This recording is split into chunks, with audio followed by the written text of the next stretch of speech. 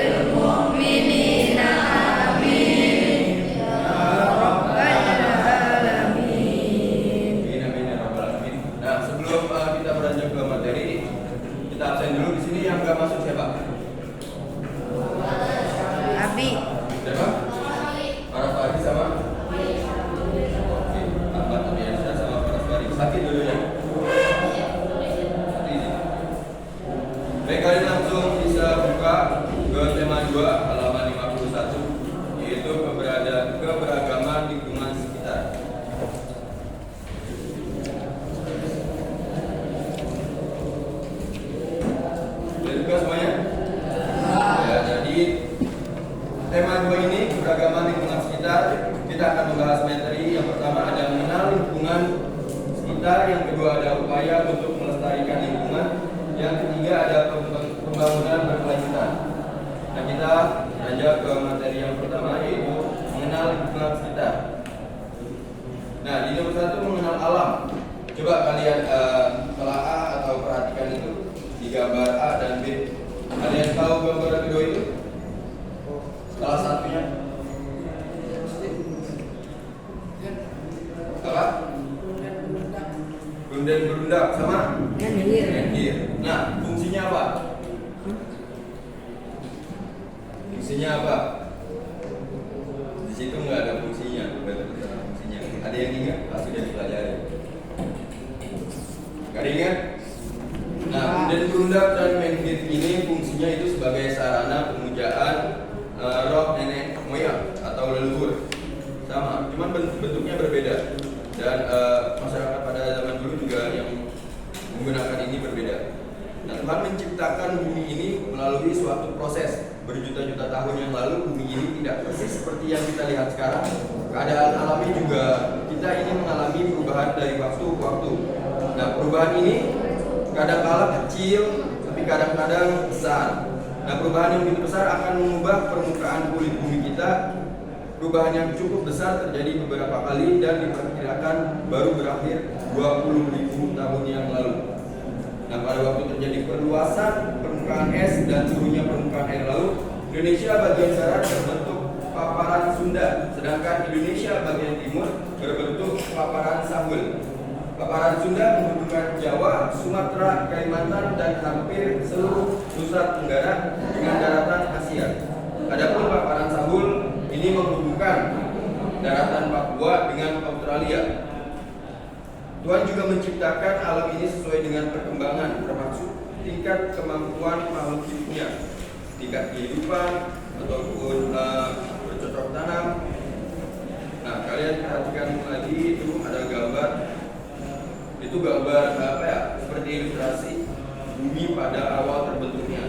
Jadi itu bumi awal itu semuanya kayak lahar, cuma lahar api. Ini lapisan awal geologi. Ini sejarah perkembangan bumi dapat diketahui melalui penelitian geologi. Nah, geologi itu adalah ilmu yang mempelajari tentang lapisan kulit bumi. Menurut ilmu geologi, perkembangan bumi dari awal terbentuknya sampai dengan sekarang terbagi menjadi 4 zaman. Apa aja?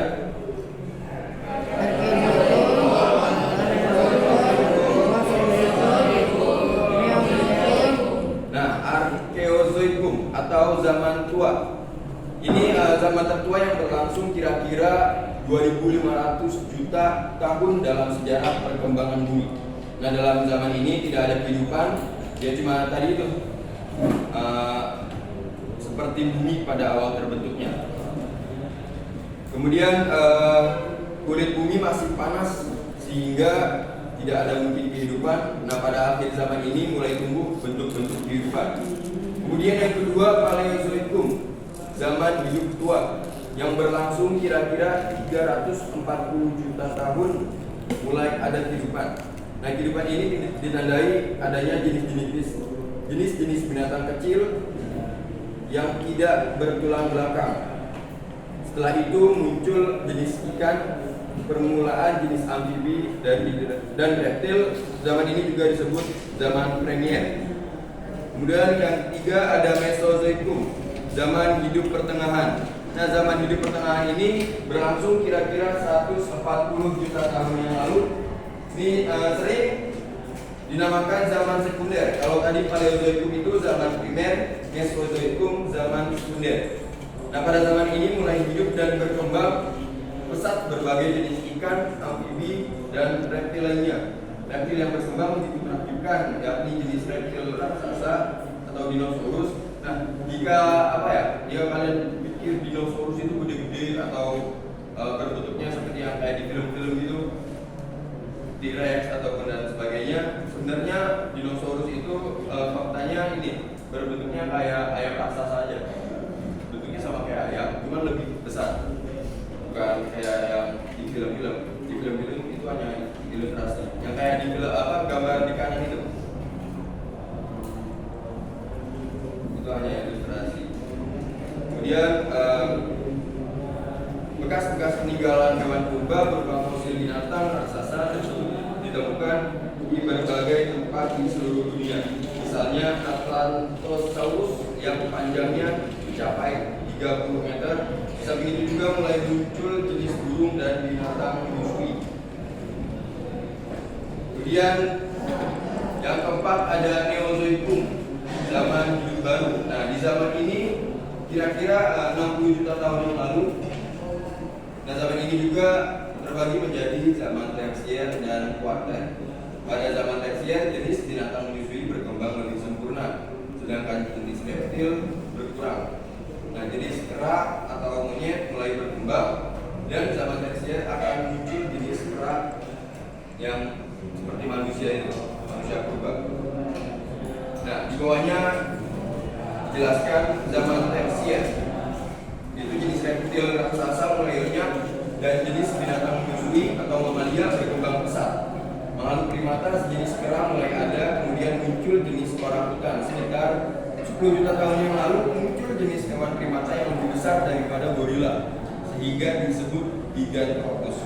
Nah, di antara binatang-binatang menyusui yang hidup pada zaman ini, banyak yang dapat dikatakan menjadi nenek moyang mamalia sekarang ini. Nah, hewan mamalia itu menyebar dari Afrika ke Asia Selatan, tetapi kemudian punah. Nah, saya ingin bertanya, di sini kan antara banyak yang dapat dikatakan menjadi nenek moyang mamalia sekarang ini. Contohnya seperti apa? Hewan mamalia yang mirip zaman sekarang seperti zaman dulu. Gajah, betul. Yang dulu kayak apa? Dulu mamut. Gitu. Bisa dikatakan menjadi nenek moyang mamalia sekarang ini. Kemudian zaman Kuarter. Zaman Kuarter merupakan zaman yang terpenting karena mulai ada kehidupan manusia yang lebih sempurna. Manusia purba dan hidupnya bentuk dari badannya itu lebih sempurna dari zaman-zaman sebelumnya. Nah, zaman Kuarter ini dimulai sejak kira-kira 600.000 tahun yang lalu dan terbagi menjadi zaman Pleistocene atau Diluvium dan Holocene Alluvium. Nah, zaman Pleistocene kira-kira 600.000 tahun yang lalu dan ditandai dengan adanya manusia purba. Nah, zaman ini sering disebut zaman es atau zaman glasial yang ditandai dengan mulai mencairnya es yang bertumbuk di kutub utara. Nah, di waktu itu terjadi perubahan iklim global hingga es menutupi sebagian Eropa Utara, Asia Utara, dan Amerika Utara.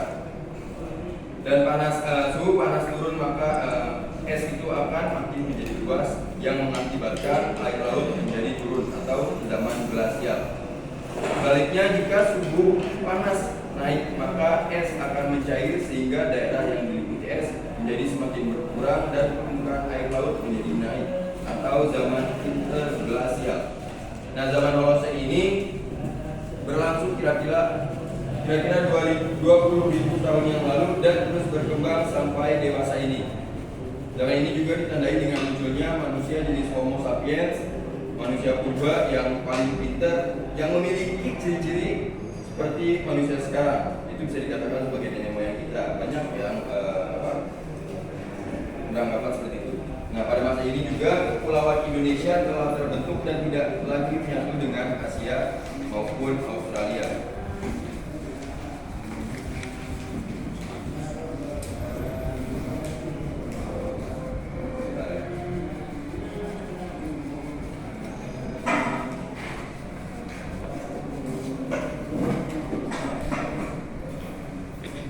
Nah, ke halaman selanjutnya, manusia menggunakan sumber daya alam untuk memenuhi kebutuhannya. Nah, kegiatan manusia dalam mengelola sumber daya alam untuk memenuhi kebutuhannya telah mempercepat bahkan memperparah kerusakan lingkungan. Kemudian kerusakan oleh alam tersebabkan oleh alam itu sendiri, sedangkan kerusakan karena ulah manusia alam tidak mampu menyembuhkannya. Contohnya apa?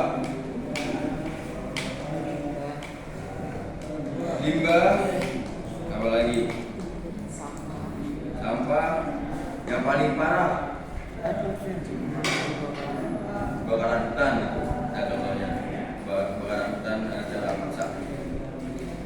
Nah, itu kan pasti habis semuanya ya. Nah, itu alam udah nggak bisa itu. Nah, makin banyak populasi manusia, makin banyak sumber daya alam yang diambil. Makin cepat habisnya sumber daya alam, maka makin parah kerusakan yang ditimbulkannya. Contoh kerusakannya itu seperti pencemaran air, pencemaran udara, dan pencemaran tanah. Nah, kalian tahu nggak kalau suara itu juga ada pencemaran? Ada polusi suara itu ada. Yang kayak kita lagi belajar di sini, kelas lain itu bising, dan itu termasuk polusi suara, pencemaran suara. Jadi suara tidak terganggu. Nah, yang pertama ada pencemaran air. Nah, pencemaran air ini adalah peristiwa masuknya zat, energi, unsur atau komponen lainnya ke dalam air sehingga menyebabkan kualitas air terganggu. Nah, kualitas air ini yang terganggu ditandai dengan perubahan bau, rasa, dan warna. Air dapat tercemar oleh berbagai bahan pencemar. Nah, adapun pencemaran air dapat berasal dari bahan-bahan seperti pertama ada limbah industri, yang kedua ada bahan beracun, yang ketiga ada limbah rumah tangga, kemudian yang keempat ada sisa pupuk dan racun hama, yang kelima ada serbuk radioaktif, yang keenam ada tumpahan minyak dari bocoran tanker, yang ketujuh ada pipa-pipa pemboran lepas pantai. Itu ada gambar contoh dari pencemaran air. Nah, air harus dijaga kebersihannya karena air merupakan kebutuhan pokok bagi kita, bagi seluruh makhluk hidup. Apa yang harus dilakukan untuk membuat air tetap bersih? Nah, yang pertama itu ada limbah rumah tangga yang berbentuk cair dialirkan ke bak penampungan agar tidak mencemari sumber air dan menghindari bau tak sedap. Maksud di sini misalnya ini, ibu kalian bekas cuci gitu kan, air deterjen sebaiknya ini disiram ke tanaman karena itu tidak akan merusak tanaman. Sebaiknya disiram ke tanaman biar ada manfaatnya. Kalau disiram ke selokan atau saluran air kan pasti kan akan ini membuat limbah makin parah. Nah, yang kedua, tidak menggunakan pupuk secara berlebihan dan mencegah agar pupuk tidak hanyut ke sungai dan atau danau. Nah, kenapa pupuk tidak menggunakan pupuk secara berlebihan? Karena pupuk kan bentuknya agak padat ya. Jadi kalau misalnya tersumbat itu maka semakin sulit juga air untuk mengalir. Nah, yang ketiga, usahakan menghindari penggunaan pestisida atau insektisida untuk pemberantasan hama. Sebaiknya digunakan metode pemberantasan hama secara biologis. Pestisida ini biasa untuk di sawah-sawah itu cairan pembunuh. Nah, yang keempat, setiap pabrik harus mempunyai bak penampungan limbah. Nah, sebelum dibuang ke sungai, limbah harus diolah terlebih dahulu agar tidak membahayakan. Nah, yang kemudian pencemaran udara. Pencemaran udara merupakan yaitu tadi polusi dan dari kendaraan-kendaraan bermotor atau yang lainnya. Nah, udara merupakan bagian atmosfer yang mengelilingi bumi dan berfungsi penting bagi kehidupan manusia. Di dalamnya terdapat oksigen untuk bernapas, karbon dioksida untuk proses fotosintesis, dan ozon untuk menahan bumi dari sinar ultraviolet matahari. Pencemaran udara dapat berupa gas atau partikel padat, asap yang keluar dari cerobong industri, dan knalpot kendaraan bermotor yang mengandung bahan pencemar. Ini di Jakarta banyak banget ini. Apalagi kalau kalian lihat itu di selokan-selokan, di got-got atau kali-kali kecil. Wah, itu airnya bukan lagi air kayak air turun tanah ya. Itu air biru, bener-bener warna biru. Itu biasanya dari limbah tekstil, limbah celana atau pencucian celana gitu. Itu langsung dibuang ke selokan. Jadi ya nggak ada makhluk hidup. Tikus dilempar itu mati tikus. Kemudian, nah, pembakaran hutan dan bahan bakar fosil baik pada industri, kendaraan bermotor maupun rumah tangga mengemisikan sisa-sisa pembakaran yang terdiri atas CO dan NO2 dan SO3 dan partikel lainnya. Gas klorofluorokarbon atau CFC merupakan gas yang digunakan dalam pendinginan proyek es dan alat pengatur suhu atau AC dan alat-alat lainnya yang menjadi penyebab pemanasan global dan merusak lapisan ozon. Nah, metan yang berasal dari gas alam, pertambangan batubara, pertanian, peternakan, tempat pembuangan sampah, dan lain-lainnya yang berpengaruh terhadap pemanasan global. Nah, akibat pencemaran udara ini akan terjadi pemanasan global di bumi. Efek rumah kaca, hujan asam, kerusakan ozon, dan timbulnya berbagai penyakit. Ini efek rumah kaca bukan lagu ya, tadi kira lagi. Ini adalah kondisi dari pencemaran udara. Yang ketiga, pencemaran tanah. Apa itu tanah? Tanah merupakan unsur penting bagi unsur penting bagi kelangsungan hidup makhluk hidup. Nah, tanah menjadi tempat tinggal berbagai makhluk hidup seperti manusia, hewan, dan tumbuhan. Selain menjadi tempat tinggal, tanah juga bermanfaat menumbuhkan berbagai tumbuhan yang menjadi sumber makanan bagi hewan dan manusia itu sendiri. Nah, tanah yang baik bagi tumbuhan adalah tanah yang subur. Kesuburan tanah dipengaruhi oleh organisme seperti bakteri, jamur, dan organisme lainnya yang menguraikan limbah di dalam tanah dan menyediakan unsur-unsur yang diperlukan oleh tumbuhan untuk kelangsungan hidupnya atau unsur hara. Nah, kesuburan tanah ini bisa berkurang jika tanah tercemar oleh limbah cair yang mengandung bahan kimia berbahaya dan limbah padat berupa sampah. Nah, pencemaran tanah terjadi jika ada bahan-bahan asing, baik organik maupun anorganik yang menyebabkan rusaknya tanah. Nah, akibatnya tanah tidak dapat memberikan daya dukung bagi kehidupan manusia. Nah, bahan-bahan apa sajakah yang mencemari tanah? Nah, di sini pada awalnya sebelum berkembang kemajuan teknologi dan industri, manusia hanya membuang sampah atau limbah yang bersifat organik.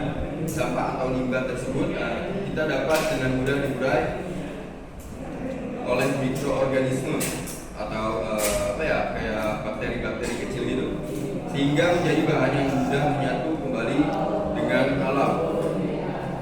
Nah, dalam proses perkembangannya dengan beragamnya kebutuhan manusia dan berkembangnya berbagai jenis industri, sampah yang dihasilkan juga makin bervariasi. Sampah yang dibuang ke tanah tidak hanya berupa sampah organik, tetapi juga sampah anorganik. Nah, sampah anorganik ini yang sulit untuk diurai atau dipecah oleh mikroorganisme sehingga memerlukan waktu yang sangat lama untuk hancur dan menyatu kembali dengan alam. Di situ ada menurut Miller tahun 1975 sampah plastik akan hancur hingga dalam waktu 240 tahun jika ditimbun dalam tanah 2,5 abad. Sampai sampah kaleng yang terbuat dari timah atau besi, sampah-sampah sarden itu memerlukan waktu 100 tahun untuk berkarat dan hancur menjadi tanah. Jadi parah jadinya. Plastik itu menjadi limbah tanah yang paling parah karena menguraikannya butuh waktu 240 tahun. Dan kaleng yang terbuat dari aluminium memerlukan waktu 500 tahun untuk menjadi tanah. Wow. Nah, kemudian sampah gelas atau kaca akan hancur dalam waktu 1 juta tahun. Karena itulah dalam pembuangannya sampah sebaiknya dipilah menjadi sampah organik dan anorganik. Nah, sampah organik dapat dimanfaatkan sebagai pakan ternak atau bahan pembuatan kompos. Nah, sampah anorganik dapat digunakan untuk berbagai keperluan dengan cara dipakai atau didaur ulang.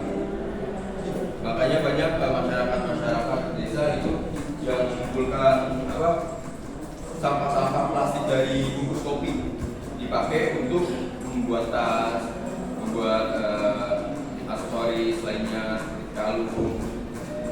Itu kemudian dijual lagi dan bisa menghasilkan uang.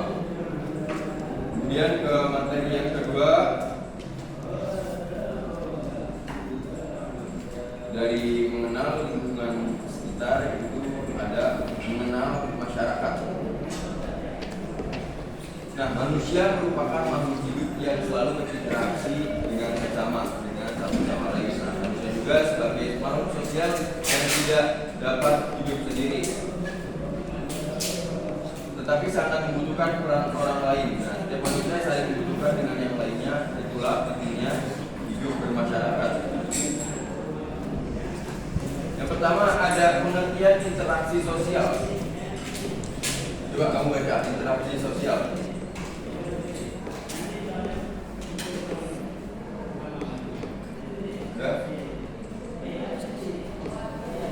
Halaman itu ya.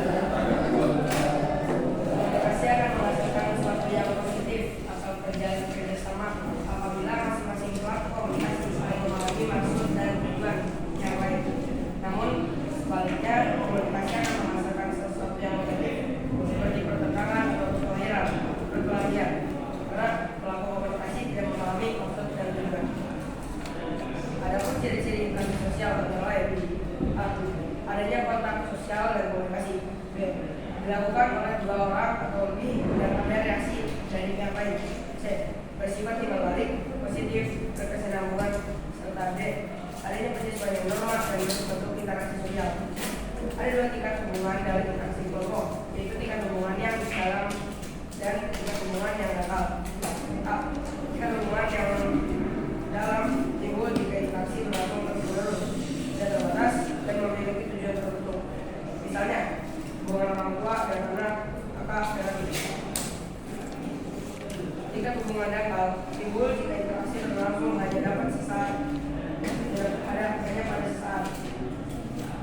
tertentu dan tidak berkesinambungan. Misalnya, hubungan kondektur dengan penumpang. Bentuk interaksi sosial dimanapun dan kapanpun. Tadi kan teman kalian sudah membaca syarat terjadinya interaksi sosial, yaitu yang pertama ada kontak sosial. Jadi harus ada kontak sosial misalnya kalian berdua berhadapan-hadapan, atau mungkin tidak seperti itu, misalnya bertelepon, terus sebagai interaksi sosial. Kemudian ada komunikasi, yaitu interaksi sosial, sama seperti itu. Cuman ya ini kita ngobrol kepada satu sama lain. Kalau komunikasi hanya dilakukan satu orang, itu bukan komunikasi namanya, itu orang gila. Kemudian tadi kan sudah dibacakan, saya akan membacakan pengertian interaksi sosial. Interaksi sosial tidak dapat dilakukan secara sendiri, tapi harus ada orang atau kelompok lain sebagai mitra untuk berinteraksi. Contohnya, untuk berjabat tangan, kamu membutuhkan orang lain, seorang guru juga membutuhkan siswa agar berlangsung proses belajar mengajar di kelas. Nah, satu regu bola basket membutuhkan regu lainnya untuk bertanding. Jadi, apa itu interaksi sosial? Hubungan antara orang dan orang. Betul, antara kelompok manusia maupun antara orang-orangan dan kelompok manusia. Nah, dalam interaksi sosial ini, hubungan yang terjadi harus dilakukan secara timbal balik oleh kedua belah pihak. Nah, misalnya dalam hubungan ya, kalian melakukan interaksi sosial atau komunikasi dan tidak adanya feedback atau timbal balik, ya berarti itu orang itu tidak menghargai kalian. Ya lebih baik ditinggalin daripada tidak dapat feedback, tidak ada timbal balik, tidak ada manfaatnya untuk kita. Kemudian ke yang C, bentuk interaksi sosial.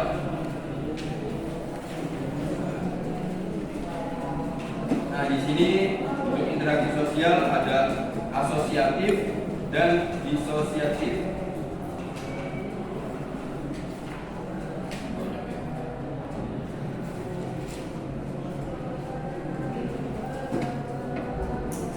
Nah, asosiatif yang pertama ada kerjasama atau cooperation.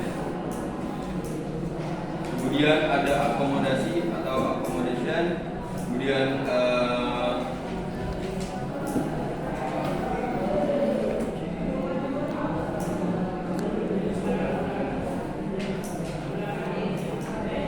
ada asimilasi atau assimilation.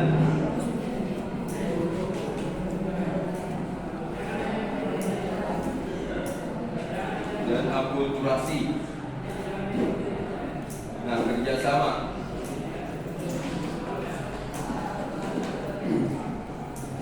Di sini dalam faktor pertama ada penyebab bertambah kuatnya kerjasama, yaitu adanya kesamaan tujuan, adanya ancaman dari luar dan mencari keuntungan. Nah, kerjasama dibedakan menjadi kerukunan, bargaining, kooptasi, koalisi, dan joint venture. Kemudian ada akomodasi atau accommodation, adalah bentuk hubungan sosial ke arah terciptanya kesepakatan antara dua pihak yang tengah berselisih. Ini seperti akomodasi, seperti musyawarah untuk mufakat.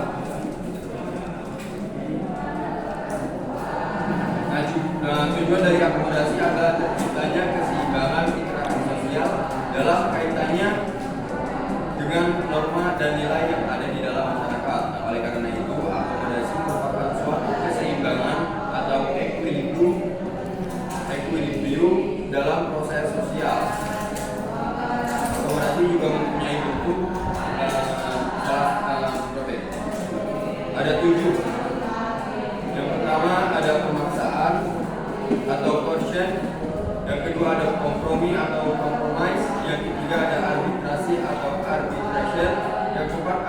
mediasi atau mediation, yang kelima ada toleransi atau toleransi, yang keenam ada konvensi atau convention, yang ketujuh ada konsiliasi atau conciliation.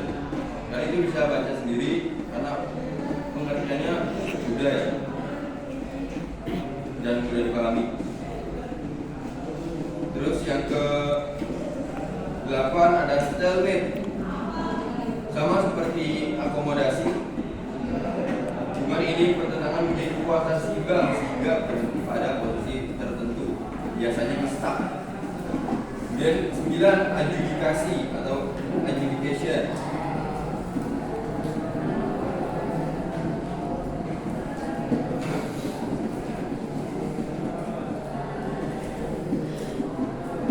Dan yang ketiga, bentuk dari interaksi sosial asosiatif itu ada asimilasi.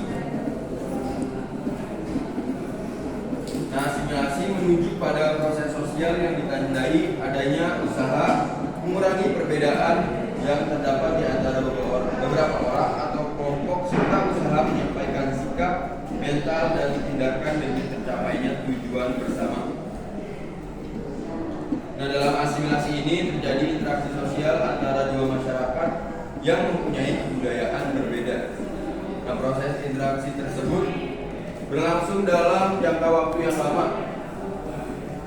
Kedua masyarakat itu berusaha saling menyesuaikan sehingga kebudayaan asli mereka berbaur dan berbentuk kebudayaan baru. Kebudayaan baru ini merupakan penyatuan dari dua atau lebih kebudayaan yang saling berasimilasi.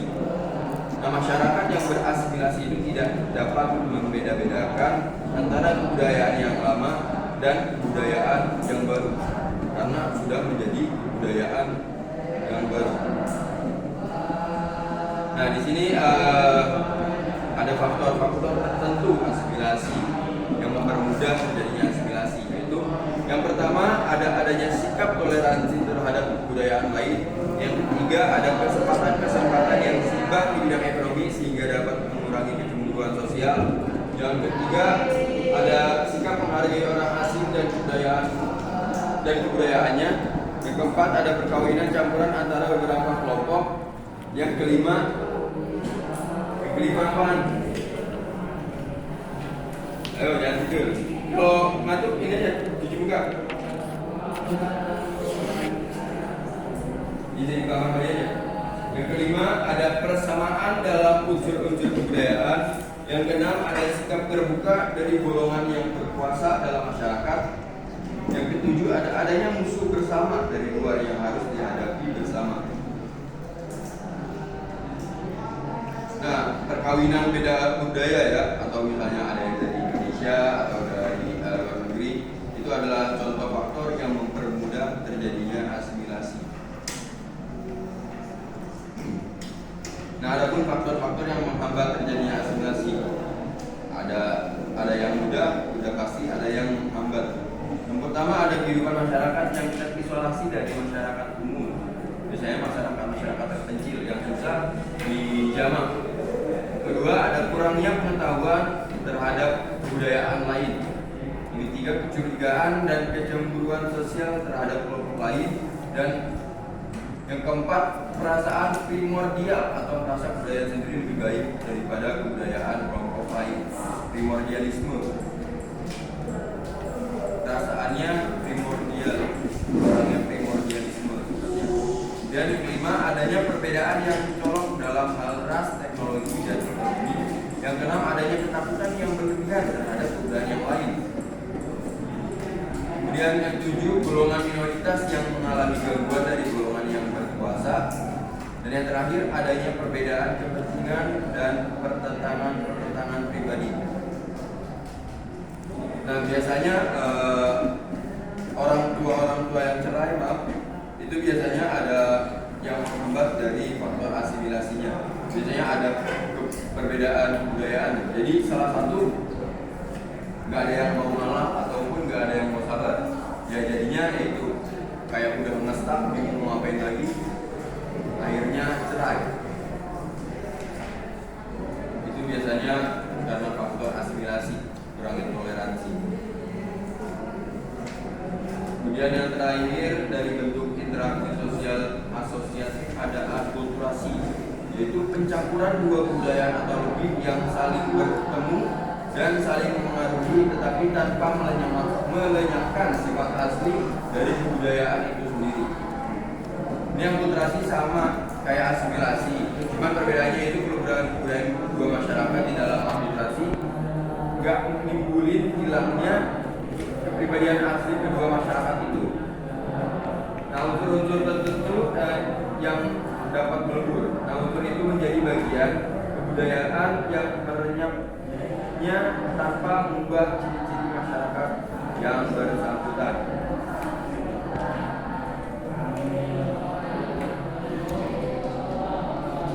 Nah, proses akulturasi yang berlangsung dengan baik dan dapat menghasilkan integrasi unsur-unsur kebudayaan asing dengan unsur-unsur kebudayaannya sendiri. Nah, yang paling mudah yaitu kita yang dapat menerima kebudayaan asing.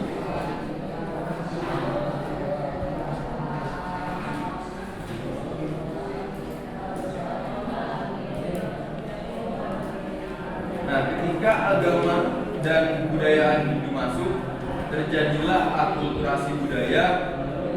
Budaya apa? Yaitu budaya Hindu di Jawa, yang sehingga ditimbul kebudayaan Hindu Jawa. Dan demikian pula ketika Islam masuk, terjadilah akulturasi budaya Islam sehingga timbul kebudayaan Islam Jawa. Nah, secara fisik hasil akulturasi itu dapat dilihat dari bentuk bangunan. Nah, misalnya menara Masjid Kudus yang dibangun seperti bangunan candi Hindu.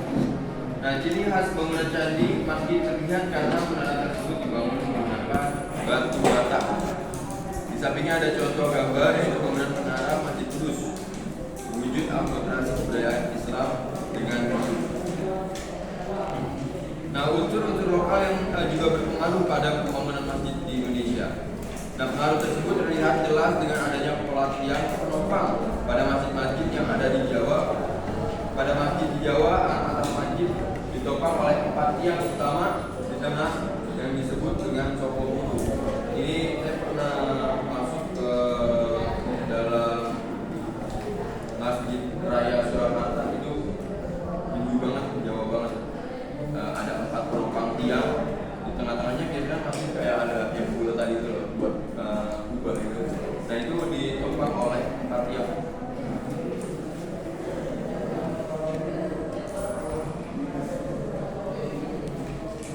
Mungkin itu saja materi yang dapat saya sampaikan pada kesempatan kali ini. Untuk bentuk interaksi sosial-disosiatif kita akan bahas di pertemuan selanjutnya karena waktunya tidak cukup. Ada pertanyaan? Yang masih asing atau apa? Silakan ditanyakan.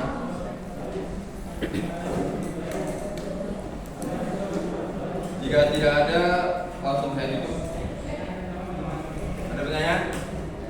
Tidak. Enggak ada? Oke, jadi itu saja. Nah, mungkin untuk tugasnya saya beri tugas kalian mengerjakan